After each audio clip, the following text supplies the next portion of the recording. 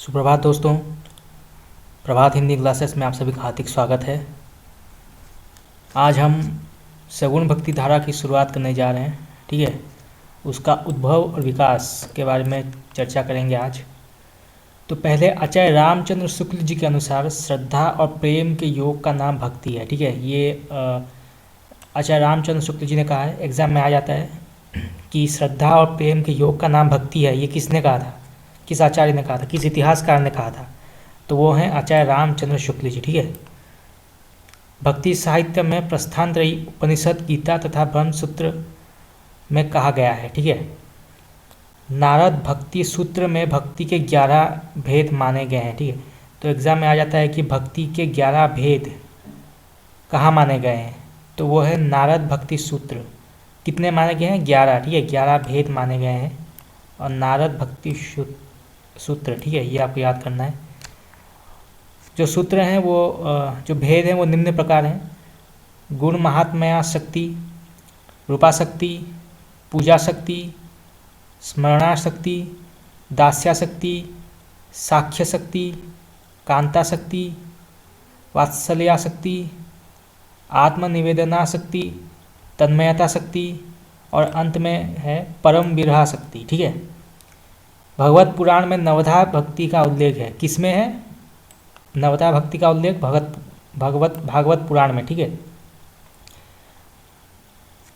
श्रवण कीर्तन, स्मरण, पाद सेवन, अर्चन, वंदन, दास्य, सख्य और आत्मनिवेदन। ठीक है, इसमें ये सारे नवधा भक्ति हैं। ठीक है, ये जितने भी ये नौ नवधा भक्ति के रूप में माने जाते हैं। ठीक है,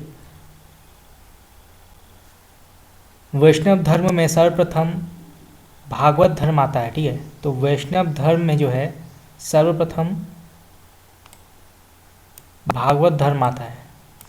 भागवत धर्म के बाद क्रमशः सात्वत, पंचरात्र तथा नारायणी धर्म का उदय होता है। ठीक है, तो भागवत धर्म के बाद सात्वत, पंचरात्र तथा नारायणी धर्म का उदय हुआ। ठीक है, सात्वत धर्म के प्रवर्तक वासुदेव माने जाते हैं। तो जो सात्वत धर्म के प्रवर्तक हैं वो वासुदेव हैं। ठीक है, वासुदेव। पांच रात्र में रात्र शब्द का अर्थ ज्ञान है, परम तत्व, मुक्ति, भुक्ति, योग तथा विषय यानी संसार। ठीक है, इन पंचविध ज्ञान वचन को पांच रात्र धर्म कहते हैं। ठीक है, ये चार हैं ये 5 हैं: परम तत्व, मुक्ति, भुक्ति, योग और संसार। ठीक है, ये सारे 5 रात्र धर्म हैं। वैष्णव भक्ति का उदय दक्षिण भारत में हुआ। मैंने आपको पहले मैं पढ़ा चुका हूँ आपको पहले कि जो वैष्णव भक्ति है वो दक्षिण भारत में पहली बार उसका उदय हुआ। ठीक है, दक्षिण भारत में ही सगुण भक्ति की उत्पत्ति स्वीकार की जाती है। तो जितने भी इतिहासकार हैं वो दक्षिण भारत से ही सगुण भक्ति का उदय हुआ, ये सभी एक मत से स्वीकार करते हैं। ठीक है, वैष्णव भक्ति का आधार ग्रंथ भागवत महापुराण माना जाता है। तो जो मेन आधार ग्रंथ है वैष्णव भक्ति का वो भागवत महापुराण है। ठीक है, ये इंपॉर्टेंट है। वैष्णव भक्ति के आदि आचार्य रामानुजाचार्य माने जाते हैं। ठीक है, ये एक इम्पोर्टेंट लाइन है कि वैष्णव भक्ति के जो आदि आचार्य हैं वो रामानुजाचार्य हैं। ठीक है, वैष्णव भक्ति के संप्रदाय, आचार्य, दर्शन निम्नलिखित हैं। जितने भी वैष्णव भक्ति के संप्रदाय हैं और उनसे जुड़े आचार्य हैं सब नीचे दिए गए हैं, डिस्क्राइब किए गए हैं नीचे। तो पहला संप्रदाय आता है श्री संप्रदाय। ठीक है, श्री संप्रदाय, इसके प्रवर्तक हैं वो हैं रामानुजाचार्य। ठीक है, रामानुजाचार्य जो आदि आचार्य हैं वैष्णव भक्ति के। ठीक है, इनका जन्म हुआ 1016 से 1127 ईस्वी। ठीक है, 1127 ईस्वी। इनके गुरु का नाम है यादव प्रकाश। ठीक है, यादव प्रकाश इनके गुरु का नाम है। इनके दर्शन का नाम है विशिष्टा द्वैतवाद। ठीक है, विशिष्टा द्वैतवाद, ये इंपॉर्टेंट है। ठीक है, इनका दर्शन बहुत इंपॉर्टेंट है, विशिष्टा द्वैतवाद। और इनका जन्म स्थान है कांजीपुरम। ठीक है, दक्षिण भारत में है कांजीपुरम, ये वहाँ उनका जन्म स्थान माना जाता है। फिर आता है ब्रह्म संप्रदाय। ठीक है, ब्रह्म संप्रदाय, इसके प्रवर्तक हैं माधवाचार्य। ठीक है, माधवाचार्य इसके प्रवर्तक हैं। इनका समय है 1199। ठीक है, 1199 इनके गुरु के बारे में नहीं बताया गया है। दर्शन इनका है द्वैतवाद, ठीक है, इनका दर्शन द्वैतवाद माना जाता है, ये याद कर लीजिएगा। इनका जन्म स्थान है बेलीग्राम, ठीक है, बेलीग्राम। फिर आता है रुद्र संप्रदाय, ठीक है, रुद्र संप्रदाय। इसके प्रवर्तक हैं विष्णु स्वामी, ठीक है, विष्णु स्वामी इसके प्रवर्तक हैं। इनका जन्म हुआ था 1300 में, ठीक है, 1300। इनका दर्शन है शुद्धाद्वैतवाद, ठीक है, ये इंपॉर्टेंट है, शुद्धाद्वैतवाद, ठीक है। सनकादि संप्रदाय के प्रवर्तक हैं निम्बाचार्य, ये बहुत इंपॉर्टेंट नाम है निम्बाचार्य। इनका जन्म हुआ था 1114, ठीक है, 1114, और मृत्यु 1162 ईस्वी, ठीक है, 1162 ईस्वी। इनके गुरु हैं नारद मुनि, ठीक है, गुरु का नाम नारद मुनि है। इनका दर्शन माना जाता है द्वैताद्वैतवाद, ठीक है, द्वैताद्वैतवाद इनका दर्शन माना जाता है। इनका जन्म स्थान है निम्बापुर, ठीक है, निम्बापुर, जो वेलेरी जिला में है, ठीक है, वेलेरी जिला, निम्बापुर इनका जन्म स्थान है। फिर से रुद्र संप्रदाय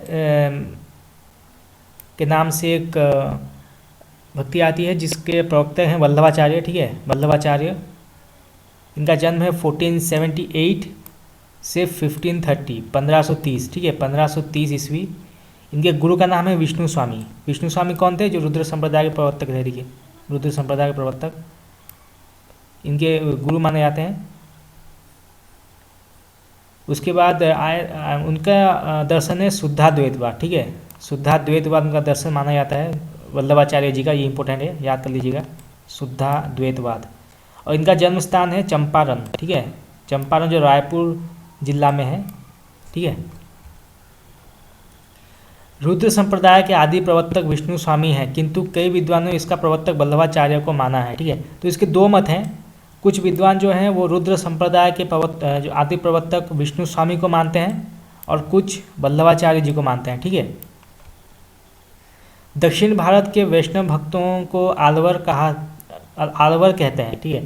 तो दक्षिण भारत से जो वैष्णव भक्त आए उनको आलवर कहा जाता था, ठीक है। आलवरों ने कृष्ण और राम दोनों की आराधना की है। तो जो आलवर भक्त थे उन्होंने ना ही सिर्फ कृष्ण की उपासना की बल्कि राम की भी उपासना की, ठीक है, दोनों का आराधना उन्होंने किया। आलवरों का संबंध दक्षिण भारत के केरल प्रांत से था, ठीक है। तो जो आलवरों का संबंध था वो दक्षिण के केरल प्रांत से था, वो केरल से आए थे, ठीक है। इनकी संख्या 12 थी, ठीक है, ये 12 आलवर याद रखिएगा, बहुत इंपॉर्टेंट लाइन है, 12 इनकी संख्या थी, ठीक है। उनके नाम यहाँ दिए गए हैं, ठीक है, जितने भी आलवर के आलवर भक्त थे उन सबके नाम यहाँ दिए गए हैं।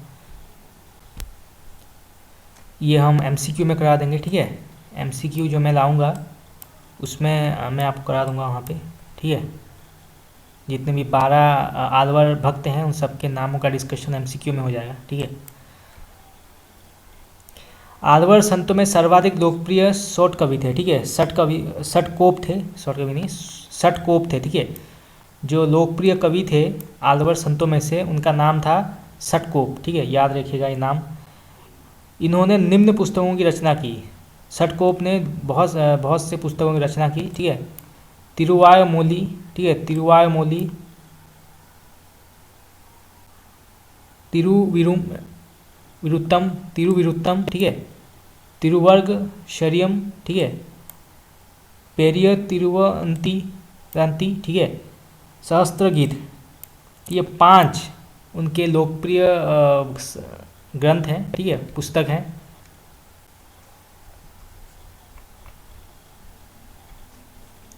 सातवें आलवर संत केरल के चेरवंशी राजा कुलशेखर ने पेरुमाल तिरुभोबी नामक ग्रंथ की रचना की, ठीक है।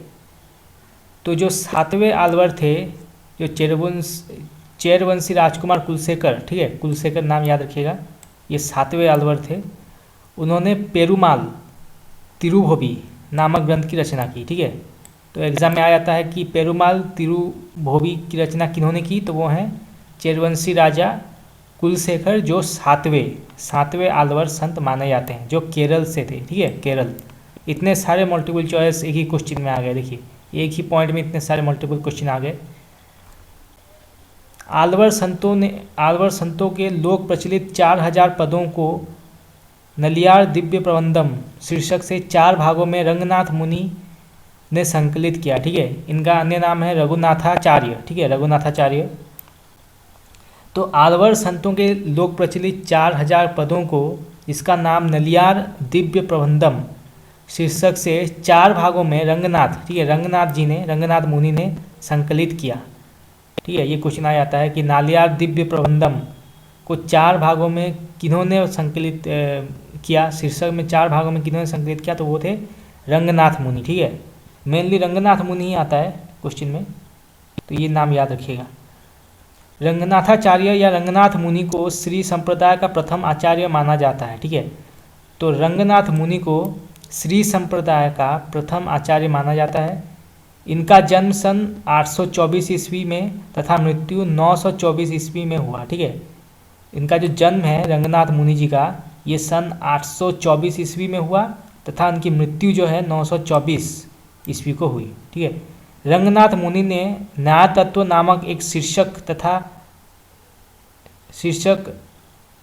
एक दार्शनिक ग्रंथ संस्कृत में लिखा। ठीक है, तो रंगनाथ मुनि ने न्याय तत्व नाम से एक दार्शनिक ग्रंथ संस्कृत में लिखा। ठीक है, तो क्वेश्चन आ जाता है कि न्याय तत्व ग्रंथ जो है वो किस भाषा में लिखा गया है, तो वो संस्कृत। कौन सा ग्रंथ है, तो दार्शनिक ग्रंथ है। ठीक है, किन्होंने लिखा, रंगनाथ मुनि ने लिखा। ठीक है, ये 4 क्वेश्चन आ गए, 4 क्वेश्चन। श्री संप्रदाय के प्रवर्तक रामानुजाचार्य के पूर्ववर्ती आचार्य काल क्रमानुसार निम्नलिखित है। ठीक है, जो श्री संप्रदाय के प्रवर्तक रामानुजाचार्य के पूर्ववर्ती, उनके पूर्व जो आचार्य थे वो इस प्रकार हैं, नीचे दिया गया है। पहले आए रंगनाथ मुनि, मैं आपको पहले बता चुका हूँ, रंगनाथ मुनि पहले आचार्य थे। ठीक है, श्री संप्रदाय के। फिर आते हैं पुंडरीकाक्ष। ठीक है, पुंडरीकाक्ष आते हैं। फिर आते हैं राम मिश्र। ठीक है, नाम याद रखिएगा, राम मिश्र। फिर आते हैं रामानुजाचार्य। फिर आते हैं रामानुजाचार्य। ठीक है, एंड में आते हैं रामानुजाचार्य। ठीक है, तो ये 5 नाम याद रखिएगा, 5 नाम। श्री संप्रदाय के चतुर्थ आचार्य यमुनाचार्य 1916 से 1040 ईस्वी ने सिद्धित्रय, आगम प्रामाण्य, गीतार्थ संग्रह आदि दार्शनिक ग्रंथों की रचना की। ठीक है, तो जो श्री संप्रदाय के चतुर्थ आचार्य थे, जिनका नाम यमुनाचार्य था, उन्होंने 3 बहुत ही प्रसिद्ध ग्रंथों की रचना की। सिद्धित्रय, आगम प्रामाण्य, गीतार्थ संग्रह। ठीक है, श्री संप्रदाय में राम को आराध्य माना जाता है तथा ब्रह्म, रुद्र एवं सनकादि में कृष्ण को आराध्य स्वीकार किया गया है। ठीक है, तो जो श्री संप्रदाय है इसमें राम को, ठीक है, राम को आराध्य माना जाता है, मतलब इन्हीं की पूजा की जाती है श्री संप्रदाय में। तथा ब्रह्म संप्रदाय, रुद्र संप्रदाय एवं सनकादि, ये 3 संप्रदायों में कृष्ण की पूजा की जाती है। ठीक है, कृष्ण की आराधना की जाती है। अहिंसावाद और प्रपत्तिवाद वैष्णव संप्रदाय का विशिष्ट है। ठीक है, हम सब जानते हैं कि वैष्णव संप्रदाय में अहिंसावाद और प्रपत्तिवाद को जोर दिया जाता है। ठीक है, तो इम्पोर्टेंट लाइन है ये। प्रपत्तिवाद को शरणागति भी कहा जाता है। ठीक है, तो इसका अन्य नाम है शरणागति, प्रपत्तिवाद का। वैष्णव संप्रदाय में प्रपत्ति या शरणागति के 6 अंग माने गए हैं। ठीक है, तो शरणागति के 6 अंग माने जाते हैं, जो हैं अनुकूल का संकल्प। ठीक है, अनुकूल का संकल्प। फिर आता है प्रतिकूल का त्याग। ठीक है, प्रतिकूल का त्याग करना पड़ता है। फिर है रक्षा का विश्वास। ठीक है, रक्षा का विश्वास। फिर चौथे नंबर पर आता है गौतुत्व वर्ण। ठीक है, गौतुत्व वर्ण। 5वां आता है आत्मनिक्षेप। ठीक है, आत्मनिक्षेप। और अंत में आता है कार्पणायन। ठीक है, कार्पण्यता। ठीक है, कार्पण्यता। ठीक है, शंकराचार्य का जन्म 8वीं सदी के आसपास केरल में हुआ था। ठीक है, तो शंकराचार्य जो हैं उनका जन्म 8वीं सदी को केरल में हुआ था। ठीक है, ये 3 क्वेश्चन आ गए। देखिए, शंकराचार्य का जन्म 8वीं सदी में हुआ था। कहाँ हुआ था? केरल में हुआ था। ठीक है, किनका? शंकराचार्य का। शंकराचार्य ने अद्वैतवाद की स्थापना की तथा प्रस्थानत्रयी का भाष्य किया। ठीक है, तो जो अद्वैत वेदांत की स्थापना की वो कौन थे? शंकराचार्य थे। ठीक है, शंकराचार्य ने अद्वैत वेदांत की स्थापना की, सॉरी अद्वैत वेदांत, ठीक है, अद्वैत वेदांत की स्थापना शंकराचार्य ने की तथा प्रस्थानत्रयी का भाष्य किया। ठीक है, प्रस्थानत्रयी का भाष्य किन्होंने किया? शंकराचार्य जी ने किया। ठीक है, शंकराचार्य के गुरु का नाम गोविंद योगी था। ये इंपॉर्टेंट लाइन है। तो गोविंद योगी जो थे वो शंकराचार्य के गुरु थे। शंकराचार्य ने स्मार्त संप्रदाय का प्रवर्तन किया जो पंचदेवोपासना पर आधारित है। ठीक है, तो जो शंकराचार्य जी थे उन्होंने स्मार्त संप्रदाय का प्रवर्तन किया। ये इंपॉर्टेंट लाइन देखे आ गया, प्रवर्तन किया जो पंचो देवोपासना पर आधारित है। ठीक है, किस पर आधारित है? स्मार्त संप्रदाय, पंचदेव उपासना। ठीक है, किन्होंने किया? शंकराचार्य जी ने किया। ठीक है, कुछ विद्वान शंकराचार्य को प्रच्छन्न बौद्ध भी कहते हैं। ठीक है, किन्हें प्रच्छन्न बौद्ध कहा जाता है? शंकराचार्य जी को प्रच्छन्न बौद्ध कहा जाता है, क्योंकि इनके गुरु के गुरु गौड़पाद बुद्ध थे। ठीक है, शंकराचार्य के जो गुरु के गुरु थे वो गौड़पाद बुद्ध थे। ठीक है, दक्षिण के शैव भक्तों को नयनार कहा जाता है। ठीक है, तो दक्षिण के जो शैव भक्त थे उनको नयनार नाम से जाना जाता है। ठीक है, जिनकी संख्या 63, ठीक है, 63 बताई जाती है, 63 मानी जाती है। दक्षिण के आलवर संतों की भाषा तमिल थी। ये इंपॉर्टेंट क्वेश्चन आ गया।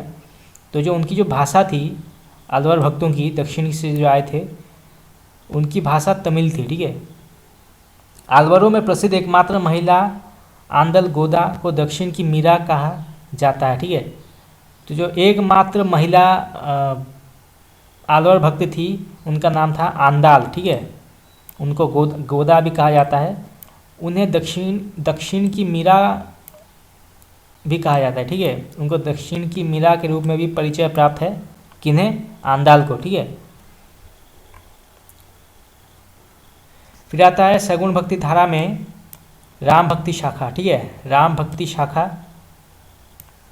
तो राम भक्ति शाखा में अलवर भक्तों को षटकोप को राम भक्ति का प्रथम कवि माना जाता है। ठीक है, तो जो आलवर भक्तों में षटकोप थे, मैंने आपको पहले पढ़ाया था, षटकोप को राम भक्ति का प्रथम कवि माना जाता है। ठीक है, इनकी पुस्तक सहस्त्र गीत में राम की उपासना का उल्लेख है। तो क्वेश्चन आ जाता है कि सहस्त्र गीत में किसकी उपासना का उल्लेख किया गया है? तो वो है राम। ठीक है, राम की उपासना का उल्लेख किया गया है। 7वें आलवर कुलशेखर भी राम के अनन्य भक्त थे। ठीक है, तो जो मैंने आप पहले पढ़ाया कि 7वें आलवर थे उनका नाम था कुलशेखर। ठीक है, कुलशेखर जो थे वो भी राम के भक्त थे। ठीक है, श्री संप्रदाय के आदि आचार्य रंगनाथ मुनि को राम भक्ति परंपरा का प्रथम आचार्य माना जाता है। ठीक है, मैंने आपको पहले पढ़ाया कि जो श्री संप्रदाय के आदि आचार्य थे रंगनाथ मुनि, ठीक है, रंगनाथ मुनि, उनको राम भक्ति परंपरा का प्रथम आचार्य माना गया है। ठीक है, प्रथम आचार्य का दर्जा प्राप्त है रंगनाथ मुनि जी को। श्री संप्रदाय में विष्णु और लक्ष्मी की उपासना मान्य है। ठीक है, तो श्री उपासना में विष्णु और लक्ष्मी, ठीक है, इन दोनों की उपासना को मान्य किया गया है। ठीक है,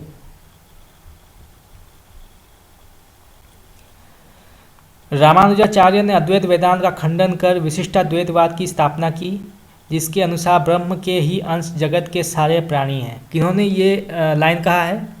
किसके अनुसार ब्रह्म के ही अंश जगत के सारे प्राणी हैं? वो हैं रामानुजाचार्य। ठीक है, रामानुजाचार्य जी ने कहा है। ये क्वेश्चन इंपॉर्टेंट है दोस्तों।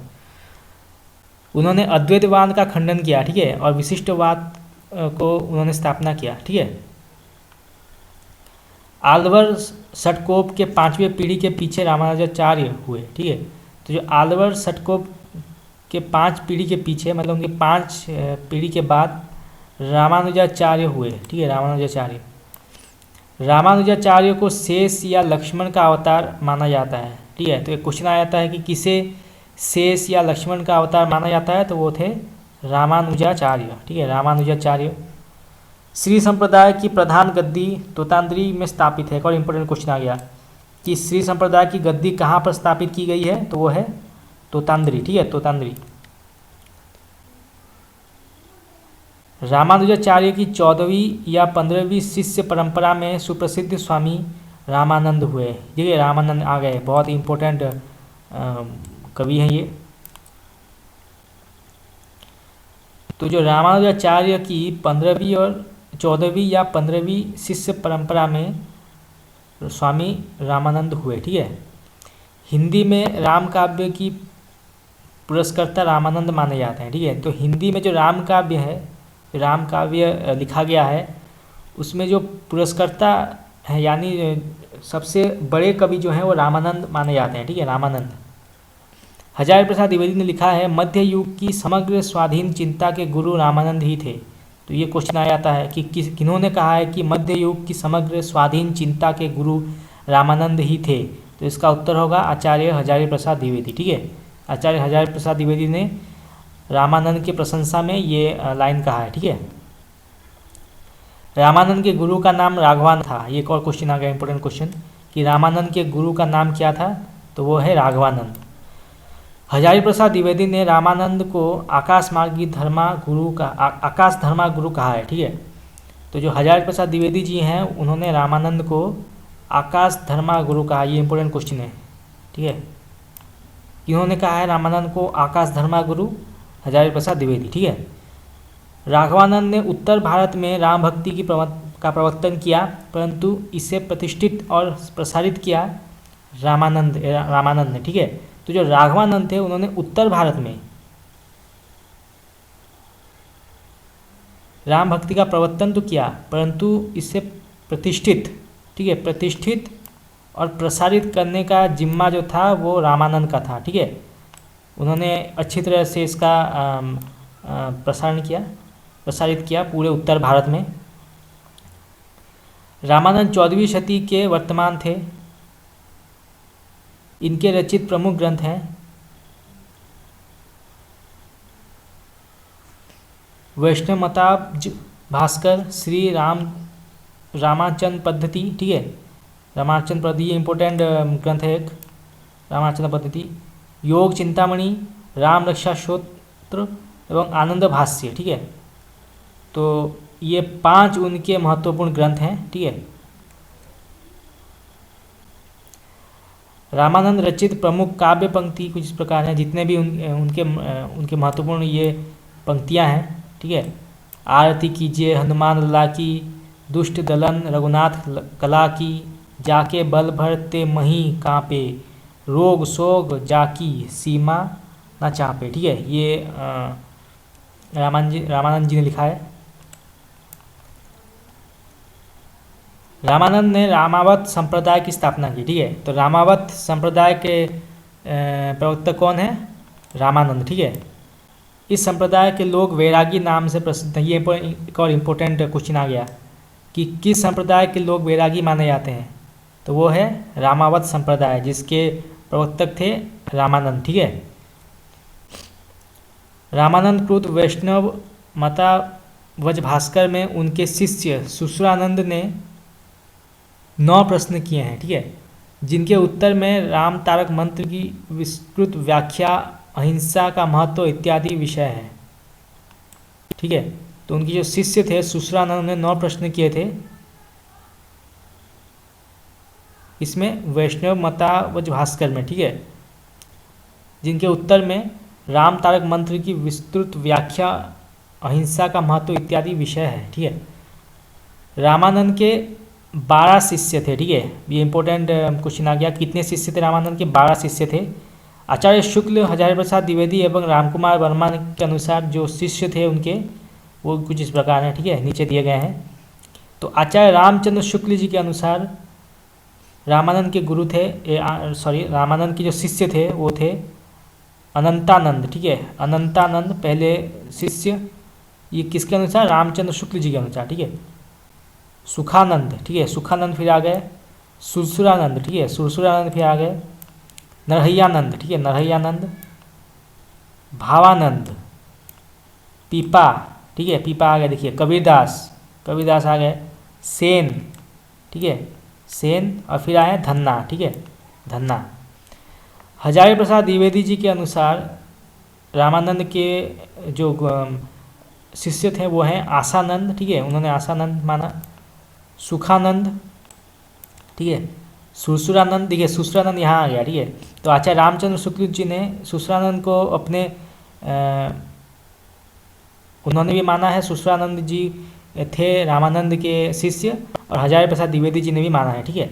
परमानंद, ठीक है, परमानंद भी आ गए, भवानंद, भवानंद भी आ गए, पीपा, देखिए पीपा को भी इन्होंने स्वीकार किया है, जो आचार्य रामचंद्र जी ने भी स्वीकार किया था, ठीक है।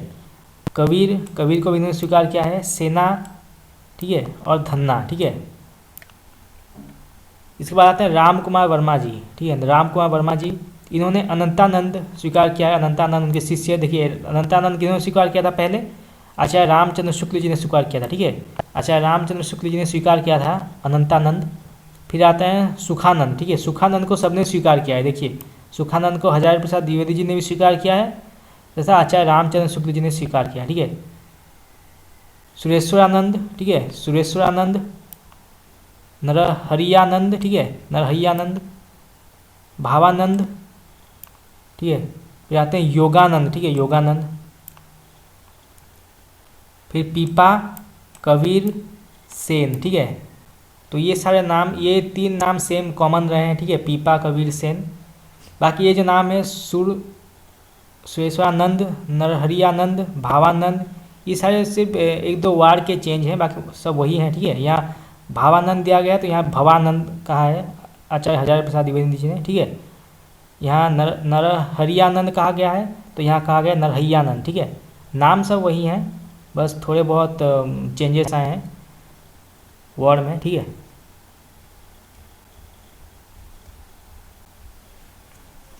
फिर आचार्य रामचंद्र शुक्ल ने रैदास को भी माना है रामानंद के शिष्य परंपरा में। फिर पद्मावती, ठीक है, पद्मावती, और फिर सुरसुरी, ठीक है, सुरसुरी उनकी शिष्या थी रामानंद की, इन्होंने भी रैदास को माना है, ठीक है। फिर महानंद, ठीक है, महानंद को हजारी प्रसाद द्विवेदी जी ने माना है।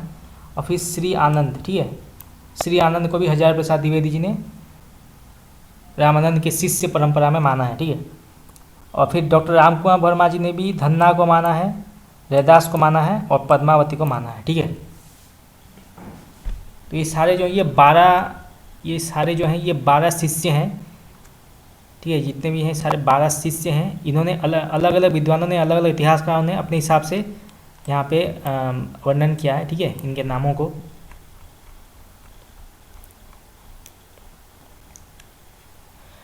अनंतानंद के शिष्य कृष्णदास पयहरी सर्वप्रथम गलता अजमेर राज्य में रामानंद संप्रदाय की गद्दी स्थापित की। किन्होंने की? कृष्णदास पयहरी जी ने, ठीक है, कृष्णदास पयहरी जी ने सर्वप्रथम रामानंद की गद्दी गलता में स्थापित की, ठीक है, गलता में।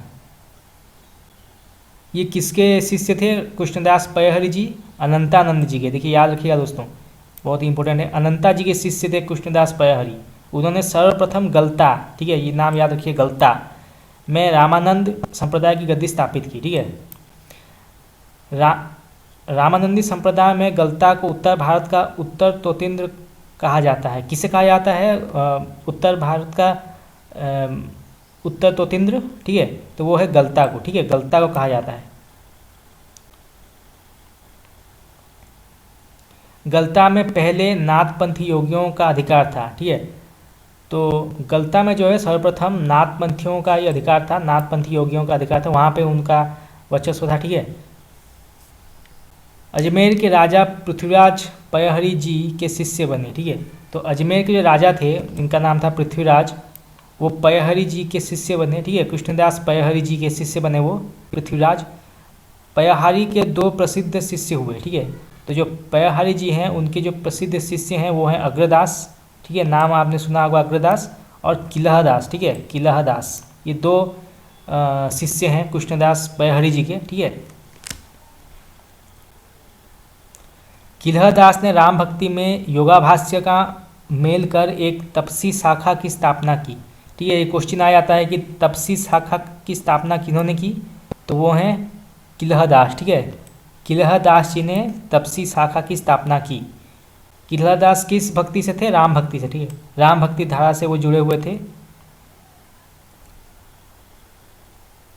किलहदास के शिष्य द्वारकादास थे, ठीक है। अभी किलहदास के शिष्य जो थे वो थे द्वारकादास, ठीक है। इनके संबंध में नावादास ने भक्तमाल में लिखा है, अष्टांग जोग तन तागियो द्वारकादास जाने दुनी, ठीक है। ये जो लाइन है किन्होंने लिखा है? नावादास ने लिखा है अपने भक्तमाल में, ठीक है। किनके बारे में लिखा है? द्वारकादास जी के बारे में, जो कौन थे? किलहदास जी के शिष्य थे, ठीक है। किलहदास यहाँ आ जाता है, देखिए। तो बहुत सारे क्वेश्चन आ गए एक ही पैराग्राफ में, ठीक है, एक ही लाइन में। अग्रदास ने राम भक्ति परंपरा में रसिक भाव का समावेश कर रसिक संप्रदाय की स्थापना की। ये बहुत इंपॉर्टेंट क्वेश्चन है कि रसिक संप्रदाय की स्थापना किन्होंने की? अग्रदास जी ने की, जो कि एक राम भक्त थे, ठीक है। राम भक्ति परंपरा से वो जुड़े हुए थे, रसिक संप्रदाय। देखिए, रसिक संप्रदाय के प्रमुख कवि जो थे वो थे बालकृष्ण, ठीक है, बालकृष्ण, बाल अली, रसमाला, ठीक है, रामशरण प्रेमकली, प्रयागदास, राम गुलाम द्विवेदी, रीवा नरेश महाराजा, रघुराज सिंह, ठीक है। ये 6 जो थे वो प्रमुख कवि थे रसिक संप्रदाय के, ठीक है। रसिक संप्रदाय के प्रमुख कवि हैं ये 6। अग्रदास ने अपनी गद्दी जयपुर के पास रेवास में स्थापित किया, ठीक है। तो जो अग्रदास थे वो उन्होंने अपने गद्दी को जयपुर, ठीक है, जयपुर के पास एक जगह है रेवास, वहाँ पे उन्होंने स्थापित किया। रसिक संप्रदाय में इन्हें अग्र अली भी कहा जाता है, ठीक है। तो क्वेश्चन आ जाता है कि किन्हें अग्र अली कहा जाता है रसिक संप्रदाय में? तो वो हैं अग्रदास, ठीक है। अग्रदास जी को अग्र अली भी कहा जाता है। तो दोस्तों आज के लिए इतना ही। कल हम अग्रदास जी के रचित कुछ ग्रंथ, उनके जो प्रमुख महत्वपूर्ण ग्रंथ हैं उसके बारे में डिस्कस करेंगे, ठीक है। और बाकी का हम कल देखेंगे। तो आप सब जुड़े रहिएगा, ठीक है। और बहुत जल्द, और मैं हमेशा की तरह कहना चाहूँगा कि मैं 100 MCQs लाना चाहता हूँ, ठीक है। 100 MCQs हिंदी साहित्य से जुड़ा, हिंदी ग्रामर, ठीक है, पाश्चात्य काव्यशास्त्र, भारतीय काव्यशास्त्र से जुड़े प्रत्येक टॉपिक पर मैं MCQs लाना चाहता हूँ। तो इसलिए आप लोग सब्सक्राइब कीजिएगा, ठीक है।